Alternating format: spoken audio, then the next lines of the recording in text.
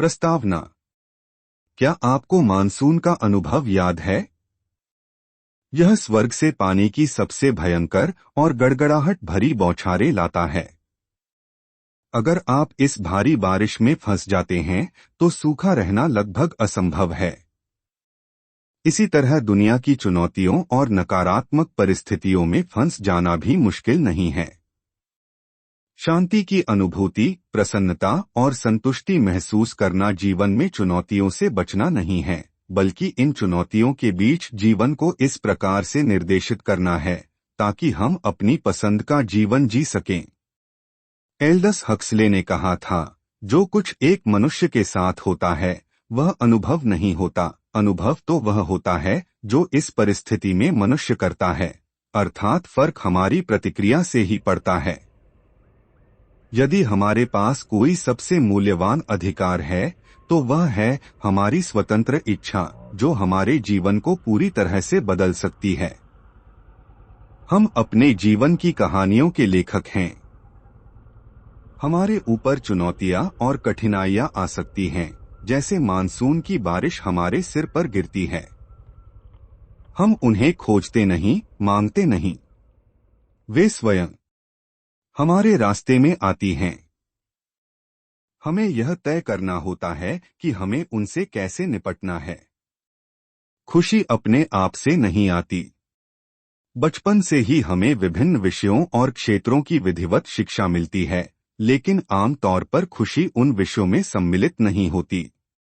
निष्ठा और संतुलन के साथ जीना ही जीवन का अद्भुत रहस्य है, जिसे इस पुस्तक में बताया गया है।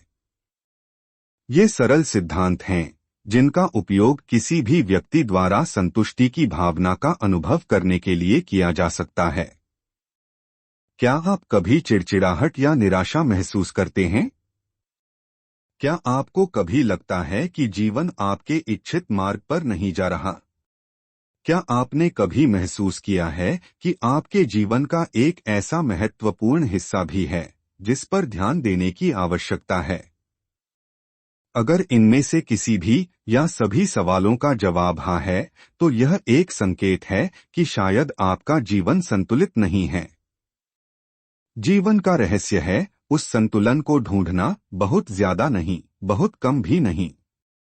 जैसे 4 पहियों पर कार संतुलित होती है, हमें अपने जीवन के 4 महत्वपूर्ण क्षेत्रों को संतुलित करना होगा: हमारा व्यक्तिगत जीवन, हमारे संबंध, हमारा कामकाजी जीवन और हमारा सामाजिक योगदान। बाहरी स्तर पर पहियों का संतुलन उनके सुनियोजन में निहित है। यह समय की आवश्यकता के अनुसार हमारी प्राथमिकताओं को समायोजित करने और उस विशेष पहिए पर ध्यान केंद्रित करने के विषय में है जो सुनियोजन की स्थिति से बाहर है। जीवन में किसी विशेष समय पर हमारे कामकाजी जीवन को हमारे व्यक्तिगत जीवन की तुलना में अधिक महत्व की आवश्यकता होती है। क्या आपने भी किसी ऐसे व्यक्ति के साथ समय बिताना चाहा है जो अपने काम से जुड़े किसी प्रोजेक्ट को निर्धारित समय सीमा में पूरा करना चाहता है? बहुत मुश्किल होता है। वे अपने लक्ष्य तक पहुंचने में ही व्यस्त होते हैं। कुछ दूसरे अवसरों पर हमारे व्यक्तिगत जीवन के समक्ष लगभग हर चीज गौण हो जाती है। क्या आपने विवाह की तैयारियों में लगे किसी दंपति से कार्यस्थल पर अधिक समय बिताने के लिए पूछा है? ऐसा करना तर्कसंगत नहीं है, क्योंकि इस समय वे अपने जीवन के महत्वपूर्ण दिनों की रूपरेखा तैयार कर रहे हैं। प्रिय मित्रों, हमें उन कार के पहियों को सुनियोजन की स्थिति में रखने के लिए अपनी प्राथमिकताओं को समायोजित करने के लिए तत्पर रहना चाहिए। संतुलन का एक गहन आयाम तथापि हमारे भीतर आंतरिक स्तर पर रहता है, जो हमारे दृष्टिकोण और मूल्यों से बंधा होता है। हमने इसे पुस्तक के विभिन्न अध्यायों में खोजने का यत्न किया है। वह मानसिकता कार के पहियों में भरी गई हवा की तरह है। अगर कार के सभी पहियों में हवा का दबाव सही नहीं है तो पंचर हो सकता है और यह हमें हमारे गंतव्य तक पहुंचने से रोक सकता है। यही कारण है कि हमें संतुलन के आंतरिक पहलुओं का सही संचालन करना है। यदि संतुलन के बाहरी सिद्धांत समायोजन और सुनियोजन हैं, तो आंतरिक सिद्धांत दृष्टिकोण और मूल्य हैं। जैसे जैसे हम अपने आप को बाह्य और आंतरिक रूप से संतुलित करते हैं, यह हमारी सफलता का आधार स्तंभ बनता जाता है। और यह महत्वपूर्ण है कि हम अपने स्टीयरिंग व्हील आध्यात्मिकता से दूर न जाएं। यदि सभी पहिए उचित सुनियोजन में हैं, टायरों में हवा का दबाव सही है, लेकिन हमारे हाथों में स्टीयरिंग व्हील नहीं है, तो हम उस स्थान तक पहुंचने में सक्षम नहीं होंगे जहां हम जाना चाहते हैं।